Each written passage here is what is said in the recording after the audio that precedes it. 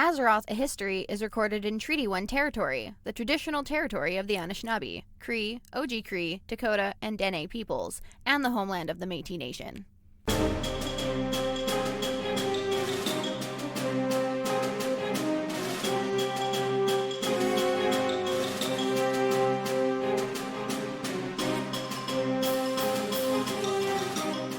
Welcome to Azeroth, a History, a look into the history of Azeroth and how it pertains to World of Warcraft today.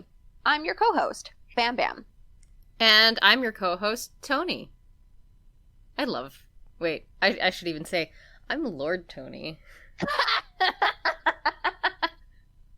Yes, because you purchased some land in Scotland, did you? 1 square foot. That's all it takes.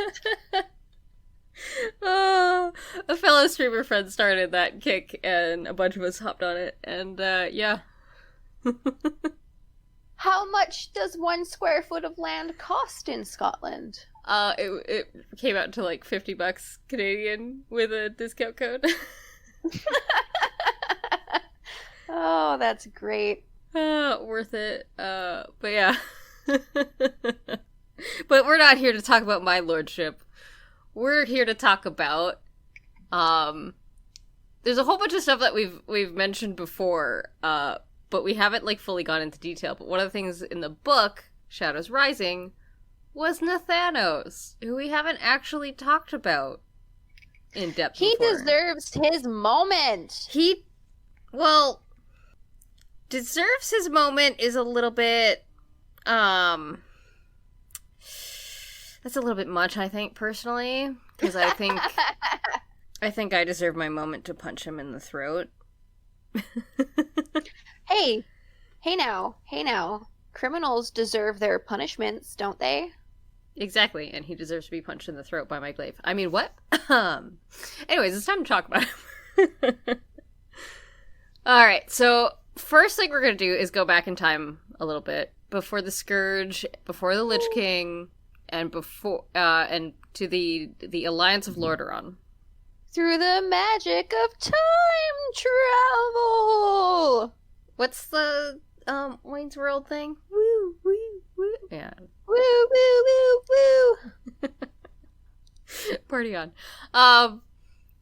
So yeah, we have touched on this before, because this was like the time where the 7 human kingdoms kind of all made a pact together, along with the dwarves of Khazmodan and Airy Peak, and the High Elves of Quel'Thalas. What are you doing, Jarvis?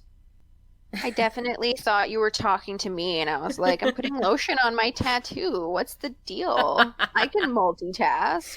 No, you're good. I'm just feeling claws.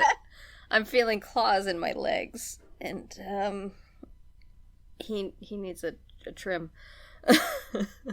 Anyways, so this was formed in response to the threat of the Orcish Horde during the Second War, but that's not what we're here to talk about today, and that we do have to go over that at some point, but that's not yet. So back then, the only rangers were elves, except for one. There's one outlier, a human named Nathanos Maris, who I've heard his name also pronounced Nathanos, but I've always said Nathanos. Jarvis. Okay, you sit right there. You stay. Stay. Think about what you've done. He's being such a pain. Okay.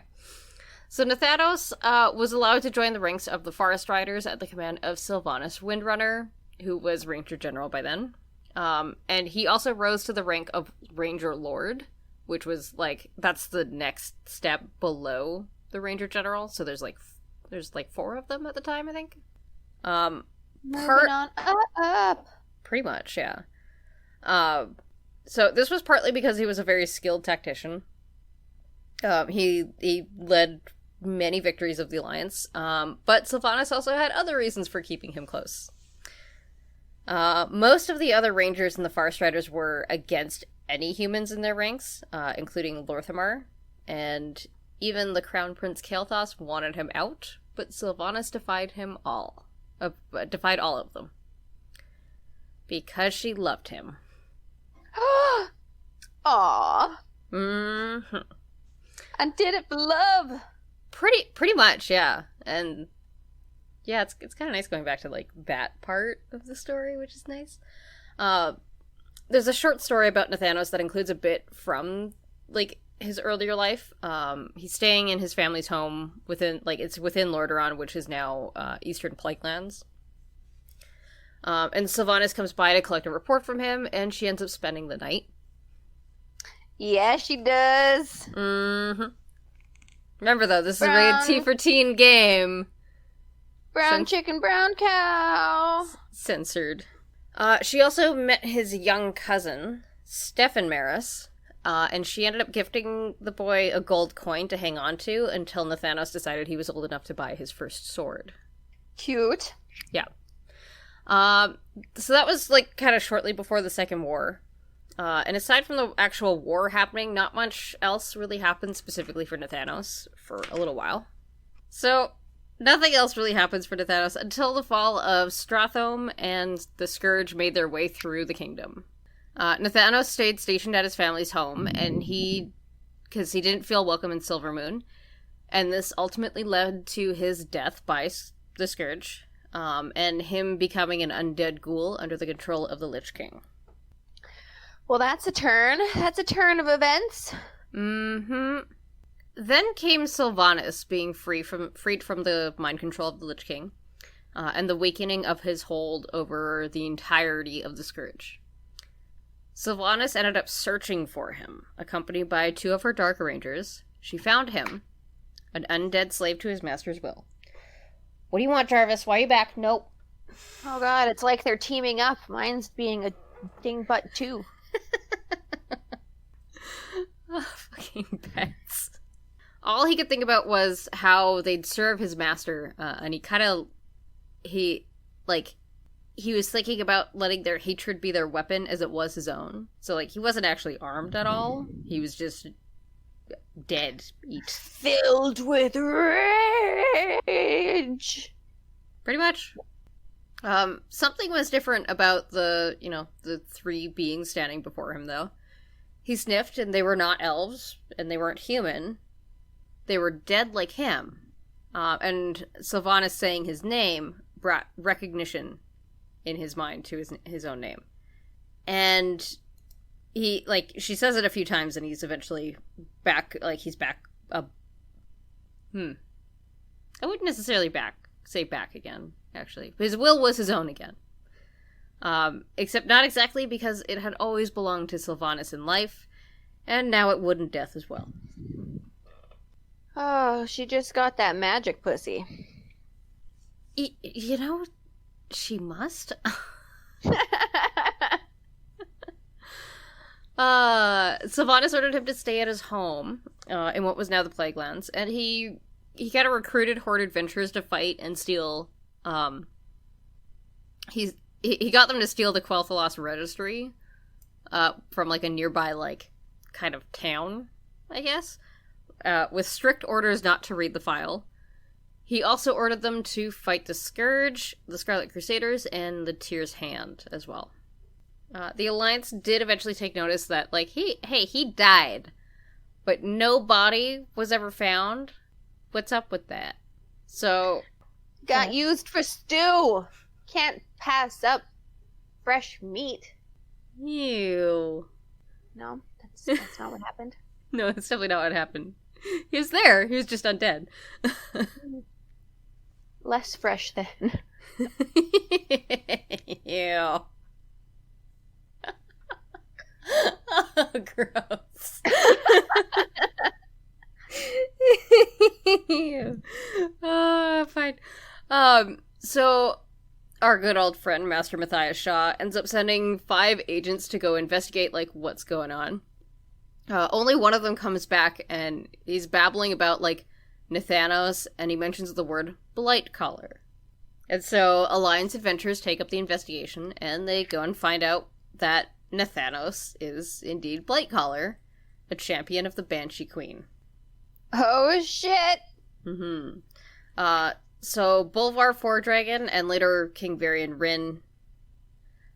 Okay, there's a weird thing with time travel in WoW. Woo, woo, woo, woo, woo, woo. I think in actual, time, I guess in actual, like, time lore, it's Bolvar that orders the death of Nathanos. But we also get the quest from Varian Wrynn later on because he's back. But Nathanos ends up surviving by faking his own death. Isn't he already dead? I mean, he's dead, but he's not dead. He's mostly dead. He's faking his true death? Yeah. Do they explode into, like, is it like a water balloon full of gore that pops when they die too, or is that just vampires? I think that's just vampires. He played Possum specifically to fake his own death.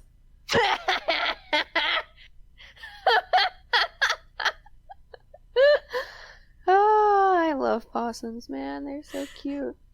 There's a Twitter account called Possums Every Hour, and it's so cute.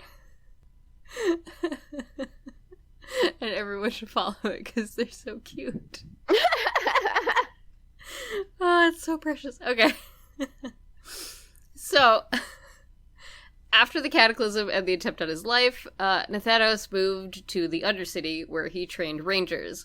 So this was also where he could, like, kind of serve Sylvanas better, in his mind. Oh, yeah, you can. All kinds of service. I don't know if that works for Forsaken. I don't know. I mean, where there's a will, there's a way. That's true. Yeah, we'll go with that. It's also when he's here that Sylvanas ended up talking to him and confiding in him about what happened after Arthas was killed.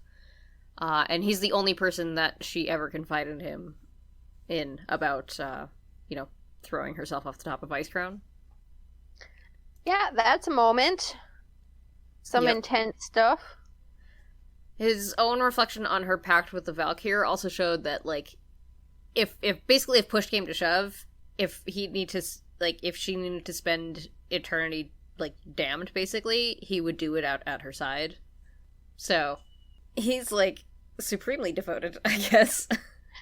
Super faithful to that magic poussoir. Mm-hmm.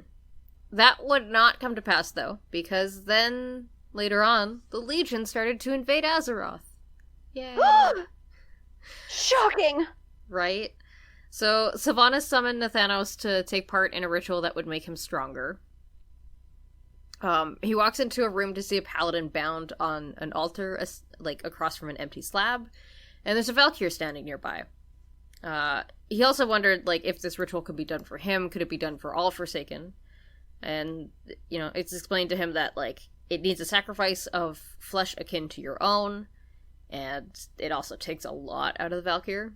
So is he, like, stealing the life essence from the paladin, and then that's gonna be, like, thanks for the donation, bud? Kind of, yeah. So he goes up to the altar, and he realizes it's his cousin, Stefan Maris. Who has grown up to be a paladin. Sword? He did. No, wait. He did not. Well, I'll just take that gold coin back, Obvies. You're not gonna need it. No, what happens in this exchange here is, like, basically, like,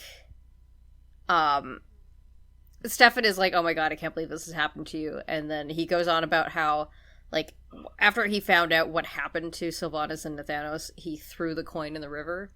Well, that's some petty bullshit. I mean, it makes sense, though, I guess. It's a little petty, I guess. But yeah, no. He did grow up to be a paladin, though, so he still, ended up training and stuff. He just didn't use specifically the gold piece from Sylvanas, which I guess is fine. That part in the short story, though, it's the short story about this is called Dark Mirror. It's by Steve Denuser, and I cannot do that man's word justice. He does a great job. One of the things that I wanted to illustrate, though, Nathanos is, like, kind of before this ritual goes on, he's incapable of most emotion. He feels loyalty to Sylvanas, and he feels hatred. And that's about it. He can't feel pity, he can't feel regret, he can't feel happiness, he can't feel, like, anything else. Yeah, okay. That sucks. Yeah. So then the ritual starts, and the Valkyr's chanting all happens, and it rings with the Lich King's power, causing some questions for me, but, well, you know, we'll get there, I think, in Shadowlands. When the ritual's done, he feels dead, but not quite as much as he had been, which, it weirdly makes sense, like but not. Diet dead. God, it's like mostly dead. No? Okay. It's like, what's his name? Inigo Montoya's, when he's all dead. No, not that one, but the other one, you know. Yeah, that's why I was like, mostly dead. Exactly. It's just mostly dead. He's not dead.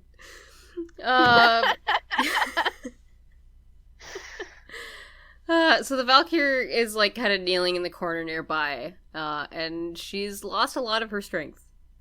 He also realizes his voice is a bit different. It's not half paralyzed by decay, but it's not quite that of a living man either. He didn't have protruding bone and dangling bits of flesh. He was, like, essentially whole. And so he's, like, touching its cheek, and it feels almost human. Noise! Mm-hmm. Now it is so on for some brown cow. I no longer look like a zombie. Oh. Well, no, he still kind of does. So he also now stands straight instead of being, like, hunched over for his first time since. Oh, you know. Oh yeah, his carriage is rather erect, you would say. God damn it! Oh yeah! Oh my god! Still got it. Monster. Okay. So he ends up going over to a mirror and kind of looking at his reflection. And so, like, he essentially looks like a whole human, but his skin still, like, he looks like he's dead still, but he's not, like, rotting. Perfect! Necrophiliacs unite! Pretty much. It's like the perfect specimen. Not gross, but still obviously dead. Woohoo! Pretty much, yeah. So then one of the Dark Rangers, Anya, was then escorting Nathanos to the armory so he could, like, be outfitted in new gear and stuff. And this is when he realized very quickly a huge new disadvantage to his body. His sense of smell had grown stronger. And Forsaken kind of stink. Because, like, they're actively rotting. No amount of Old Spice will cover that up. No. Maybe magic, but no, like, definitely no Old Spice. Maybe Axe, but, like, the whole can, teenage boy style. Ew. Oh, horrible memories of middle school. Oh, okay. We're fine. There's another exchange here between Anya and Nathanos that Steve Denuser, I'm sorry, I can't say names anymore today, he does a great job with. Anya sort of, like, teases him for thinking that Sylvanas only wanted a stronger champion, but she's kind of, like, overly evasive, as most elves are. They never truly say what they mean. And this is something that has pissed off Nathanos for many years, since before he died. So he's, like, basically like, okay, like, say what you mean. Like, stop fucking around. Just tell me what you mean. And so she points out that Sylvanas defied an entire kingdom to name him Ranger Lord, searched the Plaguelands specifically to reclaim him from the Scourge, and then now restored him to what he is now. She loves you, you dumb fool! Exactly! I find this kind of weird. Anya just wants to see them sail away into the sunset. Yes. That'd be nice. If only. You know, if they had done that, we'd have been spared so much shit. I know, right? Just think of, like, how much devastation is avoided by people falling in love and, like, Well, and just settling down. not being around, for fuck's sakes. Like, Teldrassil wouldn't have burnt. Yeah. Nothing stokes the fires of love like burning cities. Yeah, basically. So, I find this a little bit weird, because it makes Nathanos angry that, basically that Sylvanas loves him, in a way. Because he's like, I don't have any use for these emotions. That, like, you know, I had those emotions in life. There's no room for them anymore. There's only room for rage and contempt. That's where you're wrong, buckaroo. Right? Friendship is magic, you asshole. Just watch some My Little Pony and grow as a person. Yeah, jeez. Pull a senpai, come on. Oh no, I broke myself. Okay. So they continued on to the outfitters, where he kind of like chooses his new armor for himself. And he's about to leave, and then a clean, shiny breastplate catches his eyes. Ooh, And- shiny breasts, huh? Breastplate. Oh, I stopped listening. Fair. So the plate catches his eyes, and his thoughts drift back to the ritual that he had just gone through, and he kind of feels his regret tighten his throat a little bit.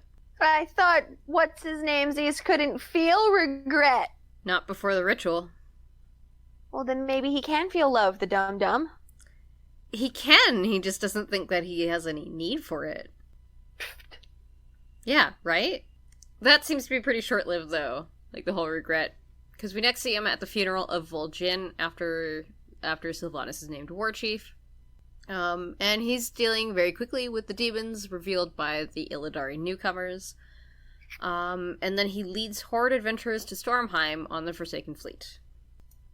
He still keeps his, like, dark sense of humor that he's always had, and general disdain for pretty much anybody that is not Sylvanas. He also very specifically has a hatred of Worgen, and writes them off as beasts. He's not a nice guy. Right? Yeah. Come on, bro. Get it together.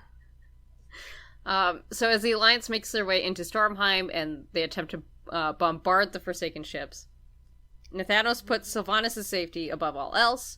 He boards the skyship of the Alliance, planting bombs to bring it down.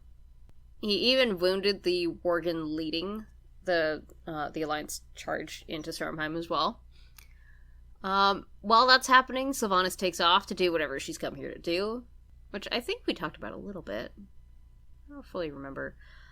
And then we kind of follow along with Nathanos to kind of make sure that she's safe, until we find a message from her saying, like, you know, I don't want to be followed. Go do other shit. So we obey and we go do the other shit. Sounds legit.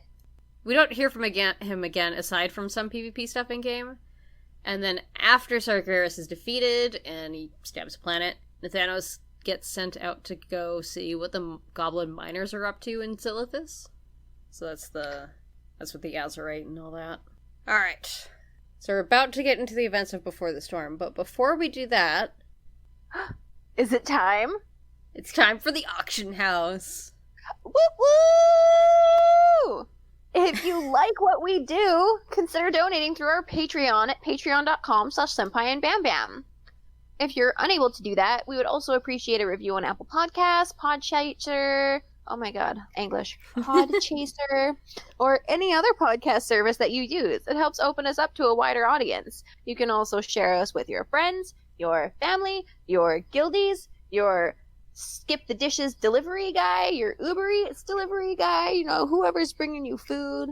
They need to know about this. Absolutely.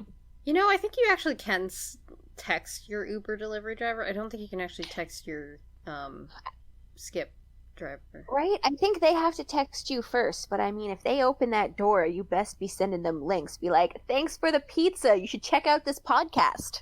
Well, I think when you send a tip, you can send a little message through. Oh, sweet. Tip is... You cannot accept this tip in good conscience unless you listen to this podcast. Thank you. I mean, they're driving around. They might as well, you know. Right? It's the perfect time. Like, what else are they doing? Listening to the radio? I fucking hate that shit. They always talk about the stupidest crap. Anyways, catch our Machinima with Bam Bam series, which is available to patrons a week early and goes up weekly on Tuesdays. And if you have any suggestions for that, we'll take them on Discord or by email, or you can hit me up on Twitter as well. Also, if you want to get in touch with us over on Discord, there will be a link in the show notes on the website to join that. It is open to everyone with a patron-only section. Also, if you want to come hang out with Senpai on stream, watch me fail at stuff that went really well before pre-patch and doesn't go well now. It hurt real bad, okay? I've streamed mostly raids on Twitch as well as, I've been getting into a lot more gold making on Twitch, so come check out that and hang out. I'm always down to chat about WoW or pretty much anything else, with some exceptions, but yeah. We also have a merch store. It's on Teespring. It's linked with Twitch, and you can get our logo on a shirt or a tank or a mug. Don't you want our beautiful faces on a turt? Yes, on a turt. On a shirt or a tank or a mug. There's also the Creative Conundrums logo, which is Senpai's other podcast. You should absolutely be checking that one out if you have not already. We also have stickers. Those are on the Squiddyverse website, so check it out. Check it all out. Also, those Teespring t-shirts, I got mine, and it is awesome. It is so comfy. I got a purple one with our art on it, and I love it so much. Heck yeah! I am excited for when I am going to buy a mug. My partner tells me that we have too many mugs, but I think that I will just buy one, and then it will be here. And is he really gonna throw out a mug with my face on it? He better not. Yeah, he better not. Also, the mugs are also really awesome too. Because I got my mug before I got my shirt for whatever reason, but because they I guess they're printed at different facilities, so they ship them out separately. But yeah, it's a cute little mug. I love it. It's great. Yeah, that's all I have to say about our merch. It's great. Do the thing. Buy the stuff. It's cool, I swear. It really is. It really is. I sometimes model the shirt and the mug on stream, by the way, which is super See cool. it in action. Yeah. All right. Let's get back to Nathanos, and unfortunately not punching him in the face yet. I so badly want to. I have been ready to since playing through both sides of Stormheim, through both Alliance and Horde side of Stormheim. I've been ready.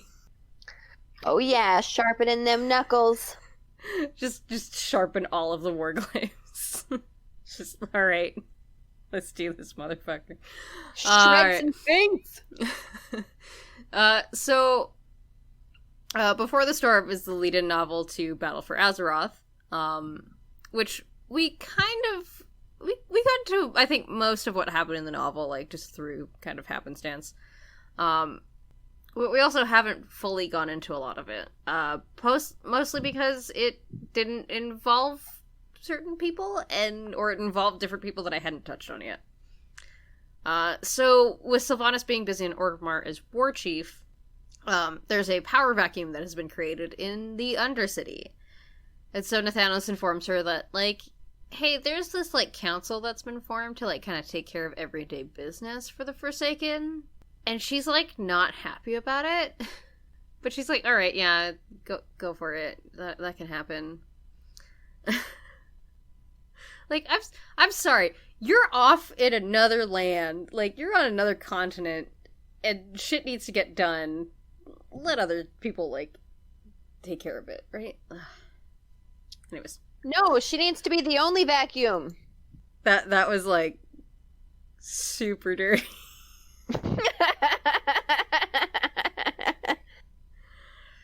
So Nathanos invites her to a ceremony led by them, by the Desolate Council, to honor the Forsaken that had fallen in the war against the Legion. But she wasn't able to. I can't fully remember why, but he ended up attending in her place instead. And then he also received the summons from King Anduin for a gathering. So we definitely mentioned the gathering before. This was meant to be the reunion of the Forsaken who had been, turned into Scourge, and they could meet their living relatives who had escaped to Stormwood. So Nathanos brought her the invitation, kind of urging her to, like, use it to her advantage in some way, which, of course, she did. Firstly, only the members of the Desolate Council were able to participate. Like, she'd only allow them. Along with the small group of humans of, like, specifically their relatives. Mm-hmm.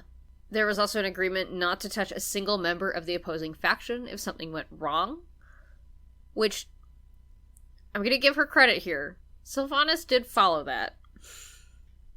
Well, she did, but yeah.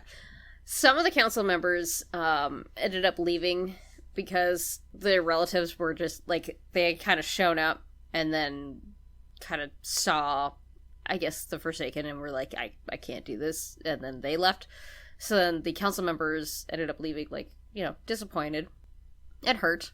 So, not great. But then some of them were also able to see their relatives, and so then something kind of took a turn. They started off towards the Alliance side of the field where they were meeting. And basically they were going to defect from the Horde, and they were going to go to Stormwind. But Fuck not this place, I'm outie! kind of, yeah. What surprised even Nathanos, though, was that the Forsaken who had not participated in, like, actually defecting, like, because not all of them actually were doing that, but a good chunk of them were, that basically all of the Forsaken that were out on the field, Sylvanas shot down. Herself. Oh shit! Yep. Along with Callia Menethil, who technically isn't Alliance, because she's technically from Lordaeron? Well, I mean, she is from Lordaeron, but she's not technically Alliance. Yeah, I don't know. So Sylvanas did follow her word that, hey, you're not allowed to touch anybody of the opposing faction. She didn't touch any of the Alliance members. Only the Forsaken were killed. And Callia. Oh, sweet, beautiful technicalities. I remember reading that and I was like, what the? Okay, that's okay. That's not cool, but okay. It's like, stop hitting yourself. Stop hitting your brother. I'm not hitting him. He's hitting himself. Later on, Nathanos and Varrock Saurfang kind of, they pretended, but not really pretended, to be at odds with each other in order to make the Alliance spies think that Saurfang was kind of bullying Sylvanas into sending troops to Silithus. Oh yeah, just blame it all on Seraphine. I know, right? I mean, this also wasn't really that hard of a play anyway, because, like, Varrock didn't like Nathanos didn't like Varrock, so, yeah. It wasn't hard to do. Nathanos also resented the respect that Saurfang garnered from the Horde, while Sylvanas had done just as much, if not more, and yet she was not met with that same respect. Sexism! It's more that she's Forsaken, and she's not entirely trusted. Yeah, we can go with racism, I think, at this point. Well, that's some shit. Figure it out, buds. Right? Fuck. Skodan. Student. I'm sorry, I had to. He was thrilled to push north, however, taking Night Elf land and life in Sylvanas' name. And he kind of hesitates just for a minute when Sylvanas has to repeat her order to burn Teldrassil. Well, I mean, what did that hesitation do for anybody? Nothing. I mean, got her to turn around and yell. That's about it. Ooh, I like it when she's angry.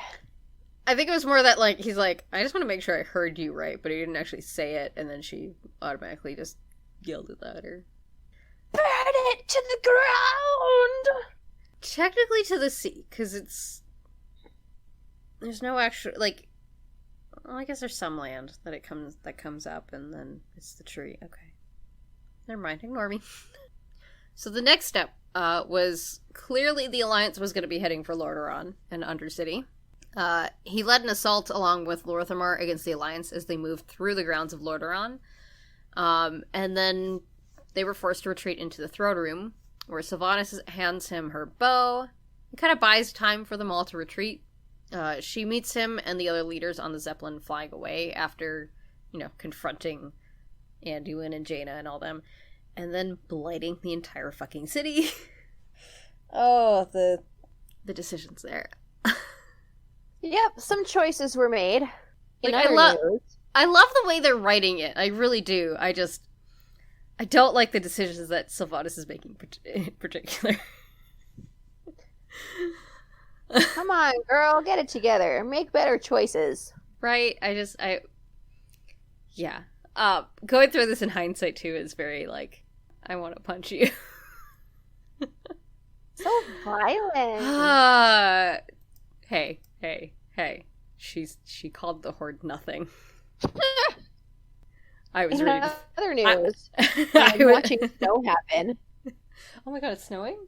Yeah. Oh my god, it's snowing. Okay. First snow of the winter. It's crazy. Yep. Okay. So before the Horde can set off to Zandalar, finally, we need to collect something that Sylvanas wants that is currently being held in Stormwind.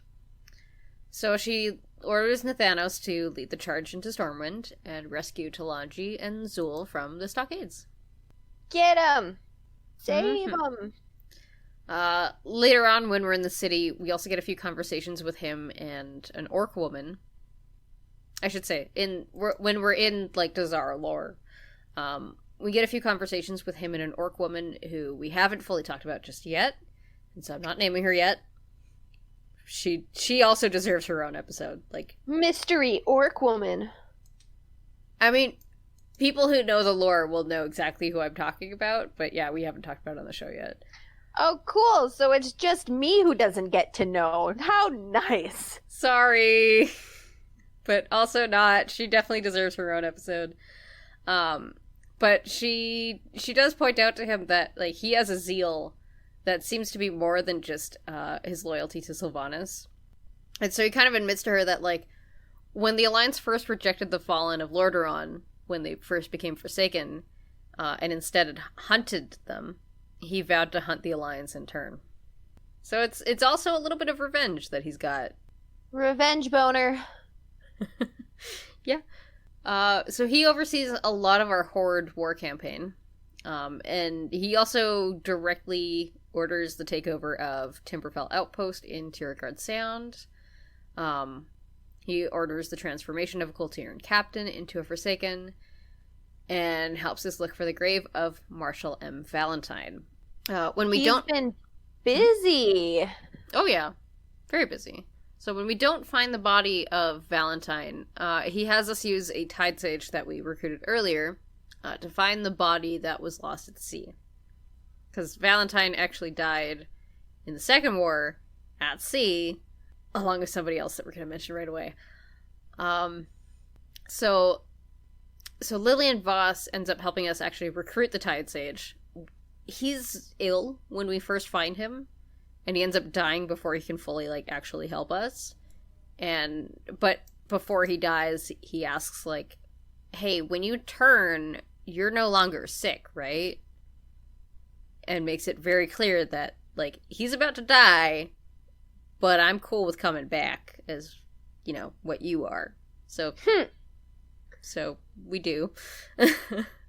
And so the Tide Sage helps us find the shipwreck where Valentine's body is.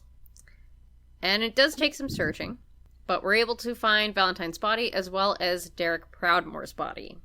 Oh, shit! Yeah. So we've talked about Derek before. So after Valentine was turned, he was sent into Borealis to be like, hey, yeah, the Horde has Derek, and, yeah, they're over in this harbor over here. And then this ended up serving just as a distraction so that we could go steal the Abyssal Scepter from the Alliance. And because we do it with portals, we make it back just as the Kultirans actually make it to the harbor to, like, attempt to collect the body of Derek Proudmoore. That's what you think, motherfuckers. Pretty much. Yoink.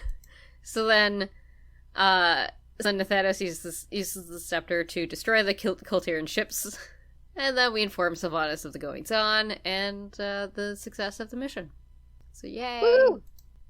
So then in Darkshore, after kind of all of these happenings, there's been a change, and Nathanos goes and investigates what's going on. There's now a black moon that hangs over this, that hangs in the sky, and some of his lieutenants haven't returned, making him think that the Night Elves are up to something. In the work of raising some of the Night Elves to be forsaken, which is apparently at their choice if they're raised or not, a lost wisp ends up showing us a vision of Tyrande transforming into the Night Warrior, which kind of disturbs Nathanos. Is it like a magic girl transformation with glitter and swirly whirlies like Sailor Moon? No, it's like that, but goth, kinda. I mean, awesome. like her eyes are completely black now. They're not silver the way a night elf would usually have silver eyes. Oh snap! They look scary. I like black eyes. So it does disturb Nathanos, and he's like, yeah, we gotta push plans up a little bit. So he ends up ordering Dalaran Summermoon to be raised. So that's the elf that Sylvanas was talking to before she ordered the burning of the tree. Oh shit! As a reminder. And they're attacked by Syrah Moonwarden, who quickly falls in the attack. And Syrah believes that she's been betrayed by her fellow elves. She's essentially left to die alone, is how she sees it. Which is really shitty. Yeah. So the Horde adventurers get to choose then, basically hey, we can kill Syrah ourselves, or we can let him do it. Either way, he orders both of them to be raised by the Valkyr, which is when Tyrande shows up and attacks. Dun dun dun! Yep. She does end up succeeding in bringing down one of the Valkyr, and Nathanos orders a retreat, but the other two elves are raised. And we've talked about Syrah in the book as well. She be pissed. That poor elf. I feel bad for her.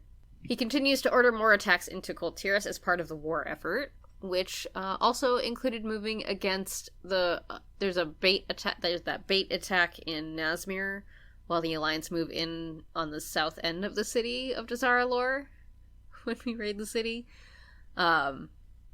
He joined in the combined pushback into the city to defend and gives chase as Jaina and the Alliance retreated after King Rostakan's death. And then he was present at both the funeral of Rostakan and the current coronation of Talanji. Well, shit. So later on, so we had gotten that choice to be loyal to Sylvanas or loyal to Saurfang. I can't remember how much earlier it was in the story, because it feels like it was so long ago. But those of us who chose to be loyal to Sylvanas, even if we regret it, we informed Nathanos about Bane's plans. So this is when Bane is we don't know what, but we kind of have an idea of what he's gonna do. So Nathanos instructs us, go ahead with Bane's plans, report back, we'll see what happens.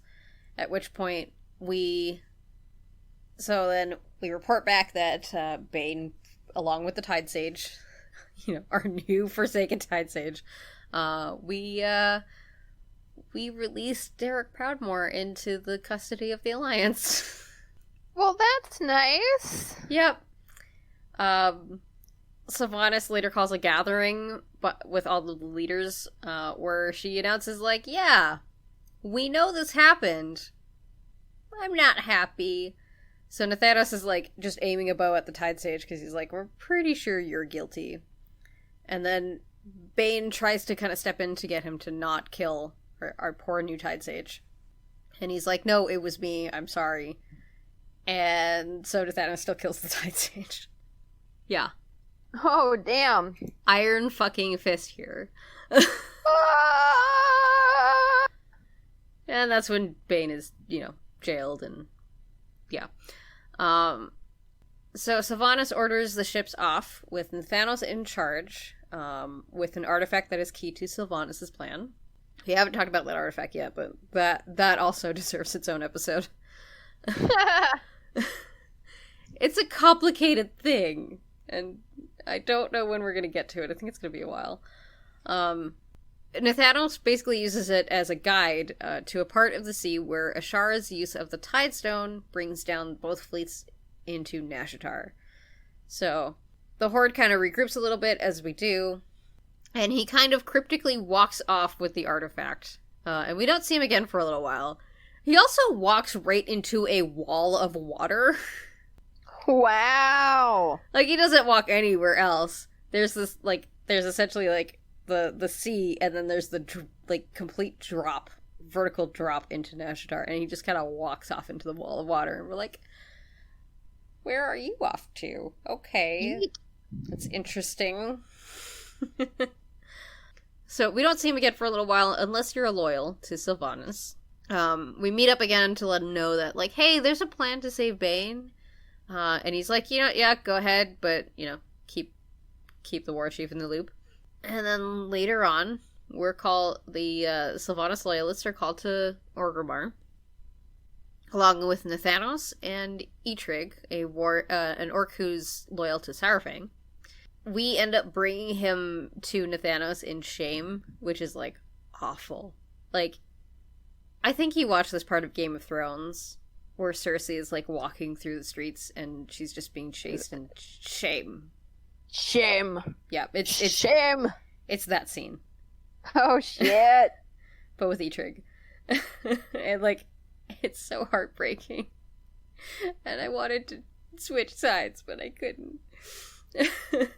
We're also ordered to burn propaganda, and then anybody who, kind of gets pissed off with us burning the propaganda against Sylvanas, we end up killing.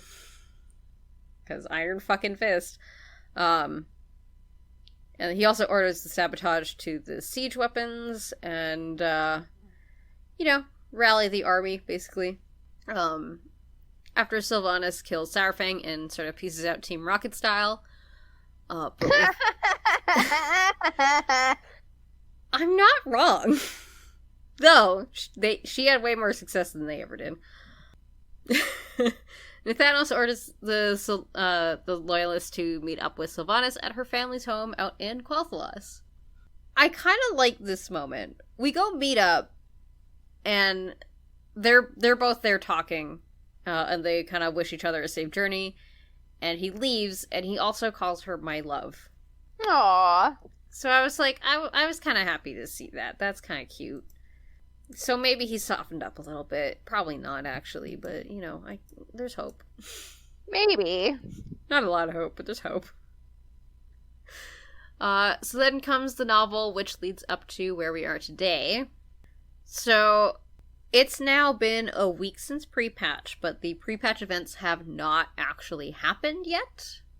So we don't have the continuing of the story of Nathanos actually released. So some of the things might change, so I'm not going to actually go into what was on the PTR and what was in beta. But we have a pretty good idea of what's going on.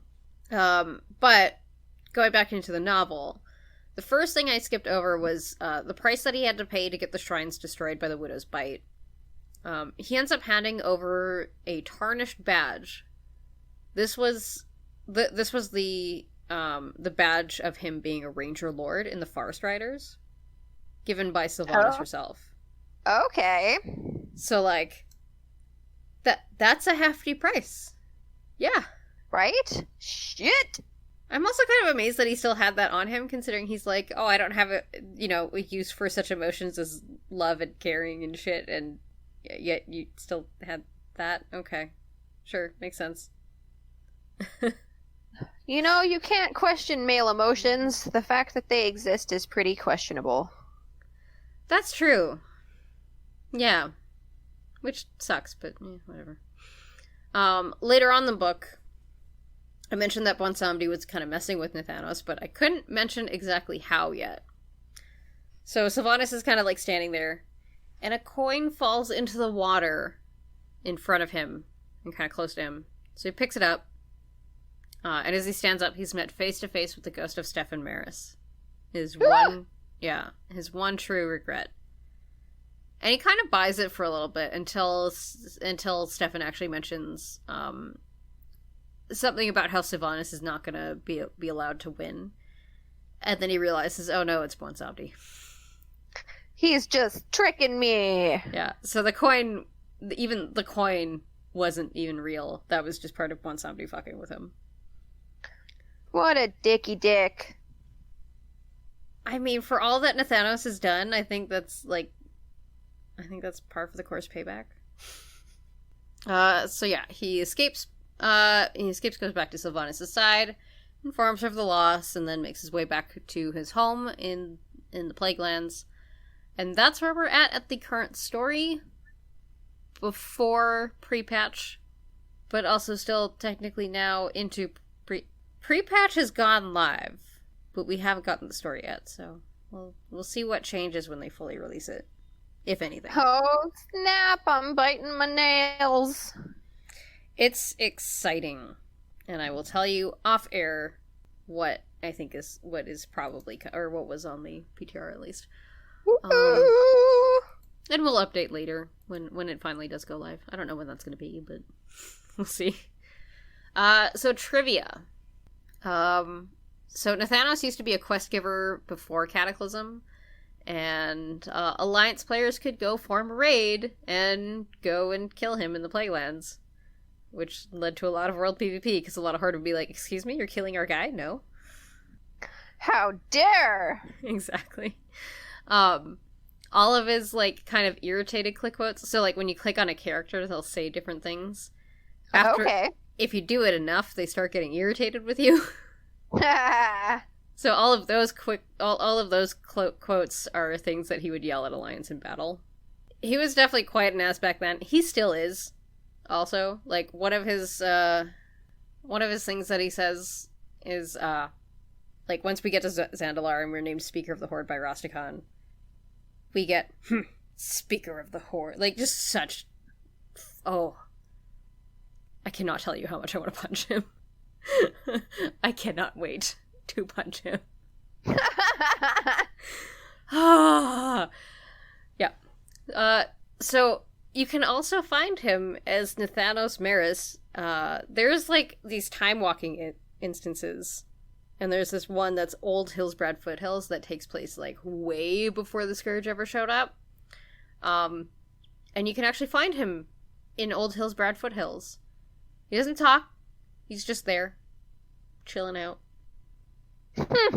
There is some other conversation, though, that happens in there that is really cool in another building. But we haven't talked about any of those events at all. So, and I only just found out about that when I was doing research for this. I was like, oh, I need to go see him. And then I was, like, looking around at everything else that's in there, and it's really cool. Oh, shnappa-doodle. My inner nerd. It's great. As for voices, the only character that we really focused on today, that we haven't named any voices for, is Nathanos. So he's voiced by Jim Peary. He's got a number of other roles, both voice and live action, dating back a while. His newest role that I know that a bunch of friends of mine will know is in Star Wars Squadrons. He plays Shen. Well, doopily-doo. Yeah. Also, apparently Star Wars Squadrons has a non-binary character, and we stand that here. We're very excited about that. But yeah, that's it for today. Well, that was certainly fun. Yeah. I feel informed. Nathanos is kind of a dick, but, like, maybe not. But, like, totally, yeah. Kinda? I mean, I think he definitely is. Yeah, you're not wrong. He's pretty shitty. He's incredibly condescending to me every fucking time I go talk to him, and I'm just like, I'm so fucking sick of you. Just get out of here with your face and your stupid words. Exactly. Oh, man, I want to punch him so bad.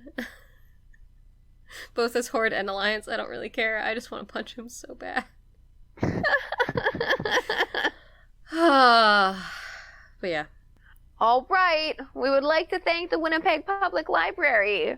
We usually record at the Millennium Library in their beautiful Ideal Mill Makerspace, but in taking everyone's health and safety seriously, they are currently closed and we're working from home.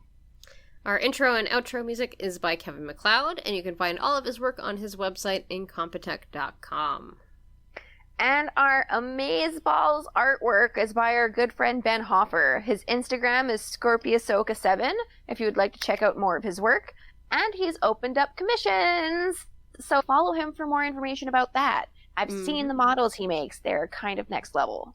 Absolutely. Did you also see the wedding cake topper? That Yeah, right? So beautiful. So cute. I love it. Go check out his Instagram. Go give Ben love. We love Ben. Do the thing. Do it. But yeah, that does it for us today, and we're good. We're good. I'm Senpai. Yee. I'm Bam Bam. And we'll notice you next time. Bye.